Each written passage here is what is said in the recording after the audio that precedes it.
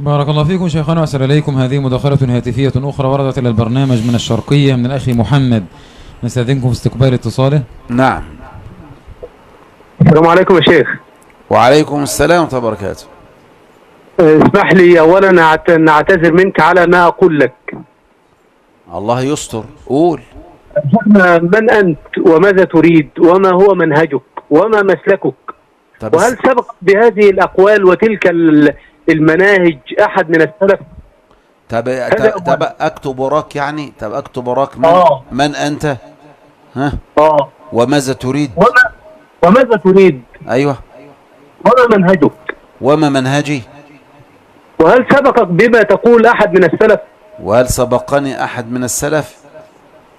هذا أولا. أما ثانيا، نعم، فأقول لك يعني لقد جئت على حين فترة ثم قلت قولا فرقت به شملنا وشتت جماعتنا وعبت مشايخنا وكبائرنا من مشايخ السلفية الحويني وحسن ويعقوب وعدوي، ولم تعذر أحد من هؤلاء الذين كانوا سبب في التزام شريحة كبيرة من جميع طلبة الجمهورية.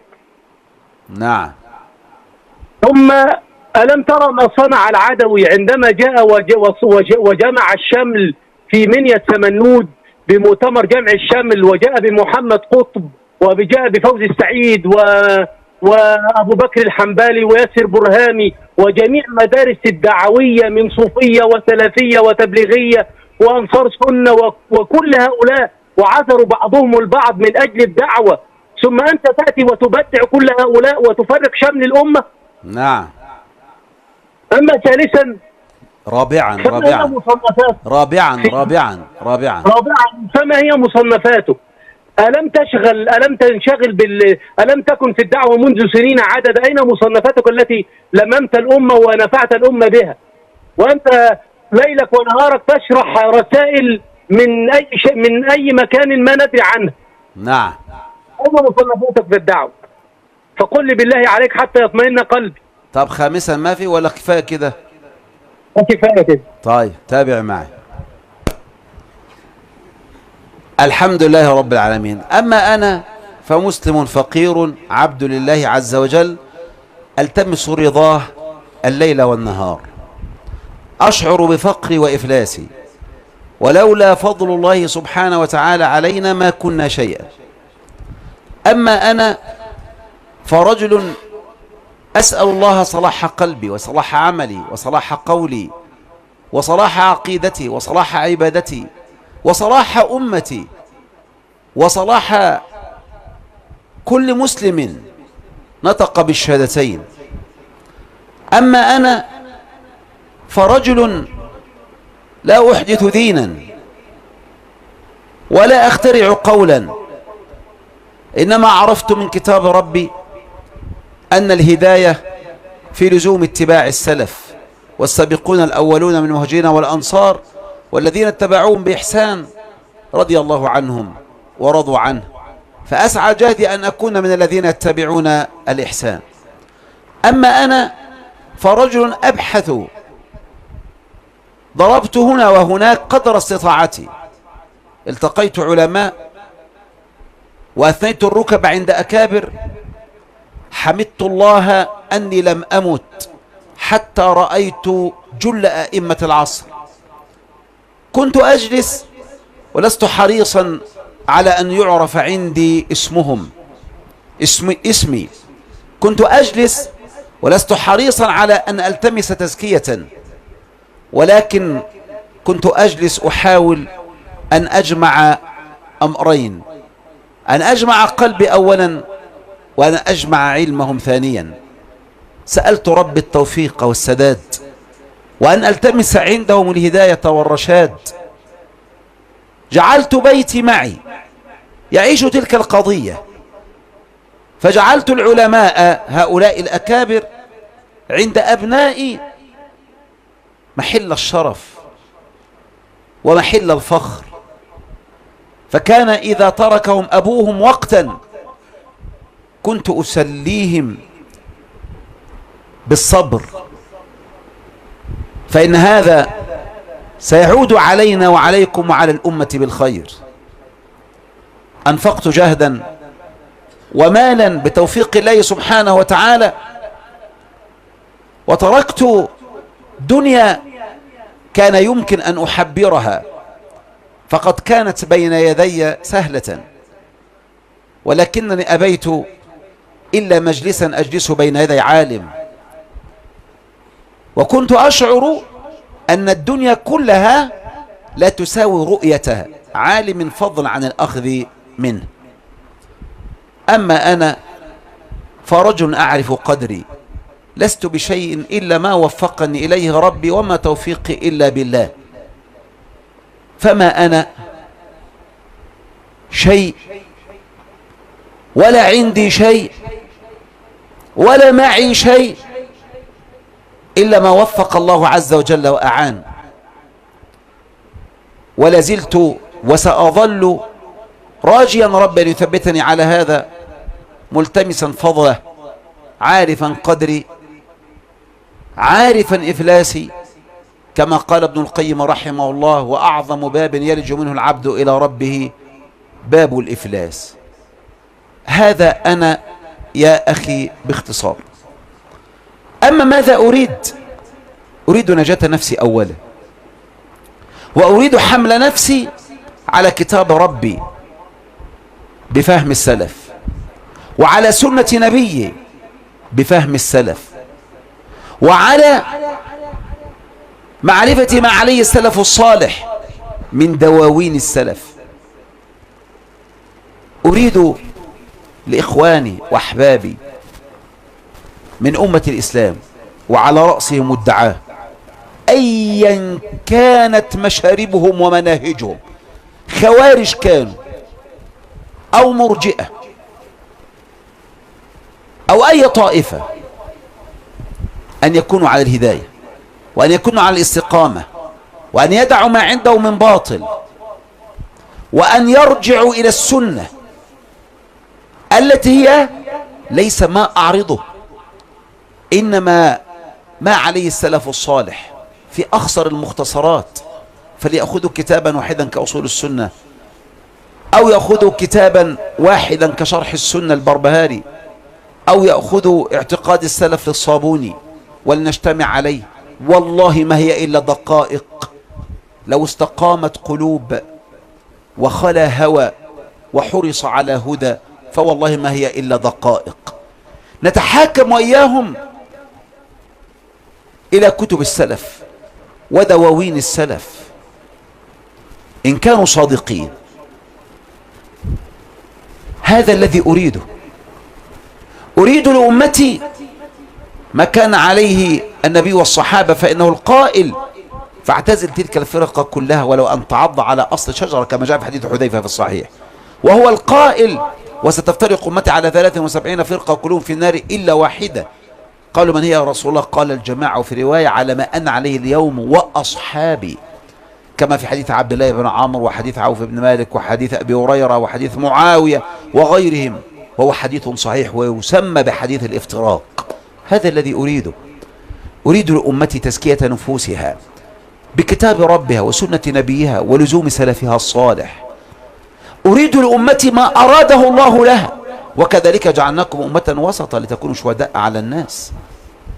أريد لأمتي ما أراد لها رسول الله صلى الله عليه وسلم: من أحدث في أمرنا هذا ما ليس منه فإنه رد. وفي حديث العرباض عند بعض أصحاب السنن: وإنه من يعش منكم بعد فصار اختلافا كثيرا فعليكم بسنتي وسنة الخلفاء الراشدين المهديين.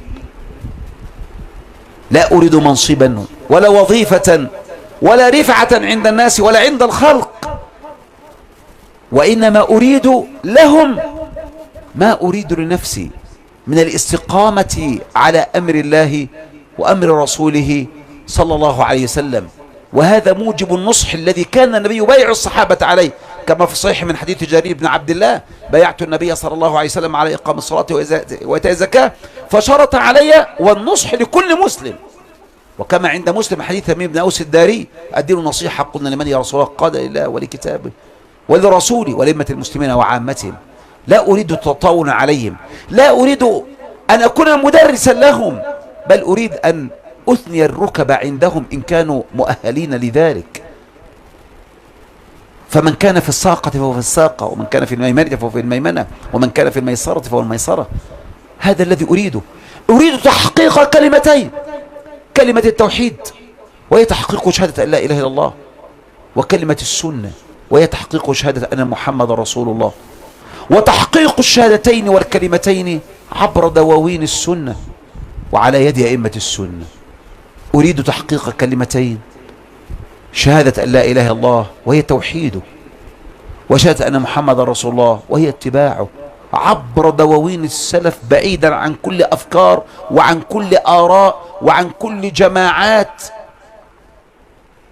على يد أئمة السلف وعلمائه. أريد وإياهم أن نجتمع على الأكابر،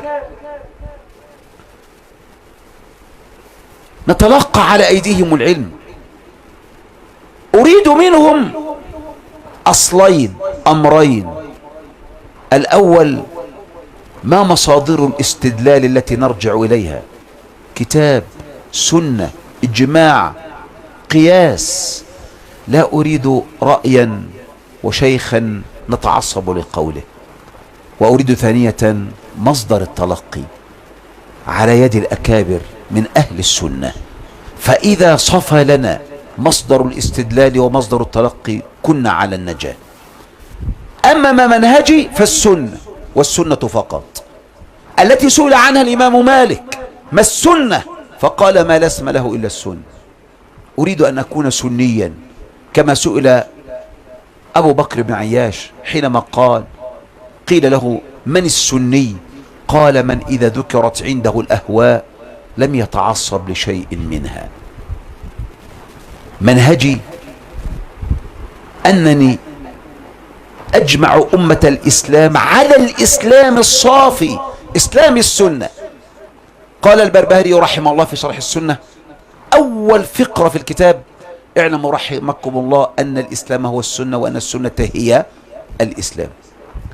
قال الله عز وجل: يا أيها الناس قد جاءتكم موعظة من ربكم وشفاء لما في الصدور وهدى ورحمة للمؤمنين، قل بفضل الله وبرحمته فبذلك فليفرحوا هو خير مما يجمعون. قال ابن القيم رحمه الله: وعبارات السلف تدور على أنه الإسلام والسنة، قل بفضل الله وبرحمته فبذلك فليفرحوا خير مما يجمعون. قال الإمام المجدد محمد بن عبد الوهاب رحمة الله عليه في صدر كتاب كشف الشبهات، وهو يتكلم عما عليه القبوريون والمشركون في هذه الأمة: فإذا عرفت ذلك أفادك فائدتين: الأولى الفرح بفضل الله، أي أنك من أهل التوحيد. والثانية الخوف، فإن الإنسان يحتاج أولا إلى الهداية، وثانيا إلى الثبات على الهداية، وثالثا إلى الموت على الهداية. منهجي منهج الآئمة، منهجي منهج رسول الله، فإذا خرجت عنه قوموني، وإذا انحرفت عنه ردوني. وأنا صاغر لكل أحد عظم مقامه في العلم أو قل إذا دلني على أثر لرسول الله، فما عندي إلا أرض السلف وبستانهم، أقتطف من أطايب أقوالهم وأدل الأمة على أزاهير دواوينهم. هذا باختصار منهجي، لست مدخليا ولا مخرجيا ولا داعشيا ولا قاعديا ولا إخوانيا ولا تبليغيا ولا برهاميا ولا غصرانيا ولا أي شيء من هذا. إنما السنة التي ليس لها اسم إلا السنة، إليها أنتسب ومنها أقتبس وإليها أدعو وعنها أذب، ومن أجلها أقدم مهجة نفسي وفلذة كبدي وكل مالي وكل وقتي. أما هل سبقني أحد إلى ما أقول؟ فسبقني كتاب ربي وسنة نبيي ومنهج سلفي، ولهذا ومنذ سنوات ونحن في هذا الصراع مع تلك المناهج. فمتى قيل فينا إننا خالفنا السنة؟ من سبقني؟ من سبقني؟ إننا نلزم الأمة بهذه الكلمة: من سبقك، فكيف لا نلتزمها ولا نتحكم إليها؟ إننا نحاكم إليها، لكن قبل أن نحاكم إليها تحاكمنا إليها، فما تكلمنا كلمة إلا بما سبق. من سبقنا أمر يقرر، أمر يؤكد. نحن الذين نقول: من سبقكم؟ من سبقكم إلى منهج الإخوان؟ من سبقكم إلى منهج الخوارج؟ من سبقكم إلى منهج الأشاعرة؟ من سبقكم إلى منهج الصوفية؟ من سبقكم إلى منهج الرفض؟ من سبقكم إلى الخروج على السلاطين في الميادين؟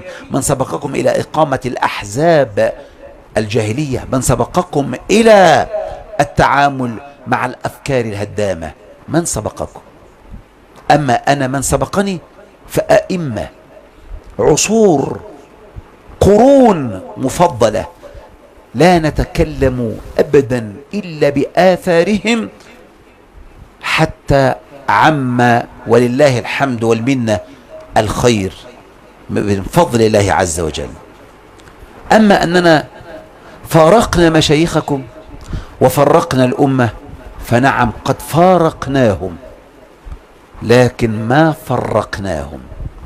فارقناهم لأنهم فارقوا السنة، ومن فارق السنة فارقناه ولو كان أحب الناس إلينا. لا تجد قوما يؤمنون بالله واليوم الآخر يوادون من حاد الله ورسوله ولو كانوا آباءهم أو أبناءهم أو إخوانهم أو عشيرتهم. نعم، سئل ابن المديني عن أبيه فقال: إنه الدين أبي ضعيف. في الصحيح أن ابن عمر حدث عن رسول الله صلى الله عليه وسلم: لا تمنعوا إماء الله مساجد الله. فقال ولده: والله لنمنعهن. لما رأى بعض التهاون ولم يقصد رد حديث رسول الله، ومع ذلك قال ابن عمر وقد اشتد: أقول لك قال رسول الله صلى الله عليه وسلم وتقول والله لنمنعهن، والله لا أكلمك أبدا. وفي الحديث الصحيح أن عبد الله بن مغفل رضي الله عنه مر على شاب أيضا يحذف بالحصى، فقال وقد نهوا عن ذلك، وقال إن النبي قد نهى عن ذلك فإنها تفقأ العين وتكسر السن. ثم عاد فإذا بي يفعل ذلك، فقال أنهاك وتعود، والله لا أكلمك أبدا. هذا في أمور. لقد جاءت معاذة إلى عائشة تسألها سؤالا، قالت لها: يا أم المؤمنين، ما بال الحائض تقضي الصوم ولا تقضي الصلاة؟ قالت: أحرورية أنت؟ قالت: لست بحرورية ولكني أسأل. قالت: لقد كان النبي يأمرنا بقضاء الصوم ولا يأمرنا بقضاء الصلاة. لقد جاء إلى الإمام مالك رجل فسأله: يا إمام، الرحمن على العرش استوى، كيف استوى؟ فإذا بالإمام يطأطئ رأسه حتى علاه العرق واحمر وجهه، ثم قال قد رفع رأسه: يا هذا، الاستواء غير مجهول، والكيف غير معقول، والإيمان به واجب، والسؤال عنه بدعة، وما أراك إلا مبتدعا، ثم أمر به فأخرج من المسجد. إذا كان هذا في أمور تعد قليلة، فكيف بمن دعا الأمة إلى منهج الخوارج؟ فكيف بمن دعا الأمة إلى منهج الحزبية المقيتة الجاهلية التي قال عنها النبي: ما بال دعوة الجلية وأنا بين أظهركم؟ فكيف بمن فرق المسلمين بأحزابه؟ إن الذين فرقوا دينهم وكانوا شيعا لست منهم في شيء. إننا لم نفرق أمة، وإنما فارقنا هؤلاء الأمة الضالة فيهم، لأن مفارقتهم دين واجب.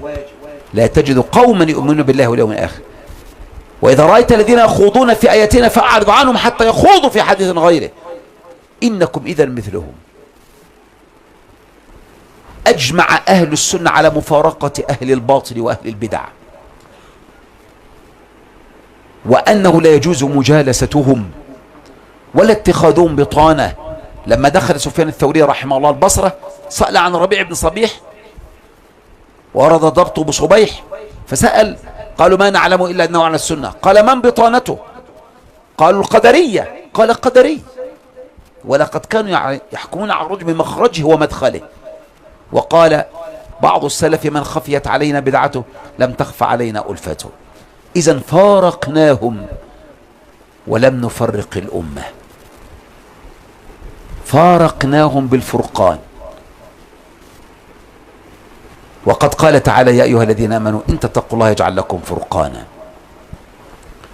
أما أننا لم نعذر أحدا منهم فإننا لم نعذر أحدا من هؤلاء، لأنه قد قامت عليهم حجج وقد وصلهم الحق، ولا عذر لأحد عرضت عليه كتب السلف فرفضها، وعرض عليه الحق فأباه، وأبى إلا أن يسير في طريق الضلال والخوارج والحزبية ومفارقة السنة.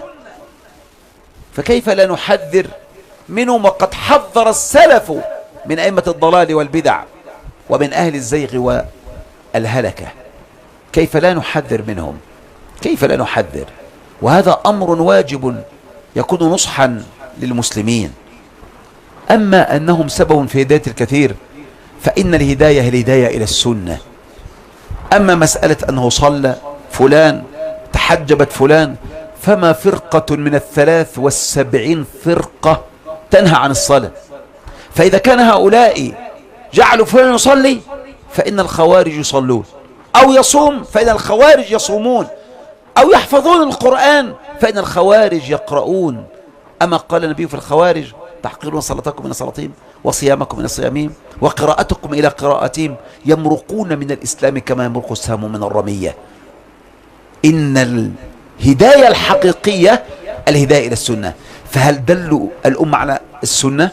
دلوها على صلاة، دلوها على حجاب، دلوها على صيام، دلوها على قيام ليل، دلوها على نفقة، دلوها على هذا. كل الفرق تدل على هذا. إنما الفارق الوحيد بين الطائفة الناجية 72 الدلالة على السنة، الهداية إلى السنة. فهل هدوا إلى السنة؟ لا، أبعدوا عن السنة، ابتعدوا وأبعدوا، وهم ينهون عنه وينأون عنه. أما أن العدوية قد جمع الشمل وسعى في ذلك، وجمعهم في بلده، وجمع الجميع وتألفت القلوب، فقد جمع شمل أهل البدع. لقد كان كل واحد ينطق ببدعته في بلده، ولكن العدوية أقام احتفالا كبيرا جمع فيه كل أهل البدع. فهل جمع شمل أهل البدع يمدح؟ ولهذا صار رأسا فيهم. هل جمعهم فعلمهم السنة؟ هل جمعهم فردهم؟ إن العدوية يعاتب المرأة إذا اتصلت عليه وقالت إزيك يا شيخ مصطفى، فيقول لا، فيقول من أين الزيك دي؟ من أين جايبها؟ الزيك دي منين؟ منين الزيك دي؟ ويترك أصول السنة. لا يقول هؤلاء من أين جئتم بهذا المنهج؟ من أين جئتم بمنهج الخروج على السلطان؟ من أين جئتم بمنهج إقامة الأحزاب؟ من أين جئتم بالتعاون مع الإخوان وغيرهم؟ ألم يكن العدوي هو الذي خاطب الناس في ربعة؟ ألم يكن هو الذي دعا أذهب الطلاب إلى ميدان التحرير؟ ألم يخرج؟ أنا أسمع يقول أخرجت من هنا إلى ميدان التحرير رايات مكتوب عليها القرآن دستورنا. وهل الذهاب إلى هناك من دستور القرآن إن صح التعبير أو من سنة النبي صلى الله عليه وسلم؟ ألم تسمع يا عدو يوما ما حديث الصحيحين، حديث ابن مسعود، أن النبي صلى الله عليه وسلم قال ستجدون بعدي أثرة وأمورا تنكرونها، أي من ولاة الأمور. قالوا فما تأمرنا إن أدركنا ذلك يا رسول الله؟ قال تؤدون الحق الذي عليكم وتسألون الله الذي لكم. هل قلت هذا يا عدوي أم أرسلت رايات؟ كان ينبغي أن ترسل الكلمات، أن يعود هؤلاء إلى البيوتات وتعلم القرآن والآيات وتعلم الأحاديث البينات واجتماع الناس على السلف الكرام الذين وضعوا القواعد والأصول والأدلة والنقول، بدلا من أن تجمعهم على بدعة واحدة. وأما عن مصنفاتي فكثيرة جدا، فلقد صنفت في بابين. أما الباب الأول صنفت رجالا حملوا السنة بفضل من الله سبحانه وتعالى. صنفت رجالا في كل بلد الآن تقريبا رجلا يدعو إلى السنة يهدي الله على يديه إن شاء الله أمة. وصنفت ثانيا كتب السلف، قربتها، قدمتها، أخرجتها، حتى كثير من المكتبات يتعجب هذه الكتب منين جايبينها. يتعجبون أننا نطلب هذه الكتب التي صارت مئات ومئات ومئات، قرابة 1000 كتاب شرح فقط في باب الاعتقاد، ناهيك عن كتب التفاسير التي انتهت الآن أكثر من 25 تفسيرا، ناهيك عن كتب الحديث التي انتهت الكتب ال9 سواء ما بقي من مسند الإمام أحمد فقط، بالإضافة إلى منتقى بن الجارود، إلى عبد بن حميد، إلى الدارمي، إلى موطأ مالك، إلى هذه. ناهيكم ناهيكم ناهيكم، لو جلسنا فقد صنفنا الكثير وقدمنا إلى الأمة المصنفات. أما عن مصنفاتنا التي كتبت أيدينا فلعلها إن شاء الله، نسأل الله سبحانه وتعالى، فلقد ملأنا وقتنا وعبأنا وقتنا بنصح أمتنا وتربية جيلنا، ولعل الله يرزق. ولا يحكم على الرجل إذا لم يصنف، لكن يحكم على الرجل إذا كتم تصنيفا. فليس كل السلف صنف، لكن كل السلف صرح بمنهج السلف، قدم المصنفات. فأين المصنفات التي قدمتموها؟ فلان علان كتب مصنفات في السنة دعا الأمة إليها. هذا باختصار من أنا وماذا أريد وما منهجي، وهل سبقني أحد من السلف، وهل فرقت المشايخ أو فارقت المشايخ، وهل جمع العدوي الشمل، وما هي مصنفاتي. كل هذا لولا السؤال ما ذكرته، ولعلني لا أذكر هذا الجواب من قبل، ولعلها أول مرة تكلمت لما سأل هذا الرجل، الذي أسأل الله عز وجل أن يكون هذا الجواب نافعا له ونافعا لكل مسلم. ومع ذلك فعجرنا وبجرنا وأخطاؤنا وذنوبنا نعترف بها لخالقنا ومولانا، سائلين ربنا عز وجل أن يغفر زللنا وخطأنا. فربنا ظلمنا أنفسنا، وإن لم تغفر لنا وترحمنا لنكونن من الخاسرين. وربنا لا تؤاخذنا إن نسينا أو أخطأنا. ربنا ولا تحمل علينا إصرا كما حملته على الذين من قبلنا. ربنا ولا تحملنا ما لا طاقة لنا به، واعف عنا واغفر لنا وارحمنا، أنت مولانا فانصرنا على القوم الكافرين.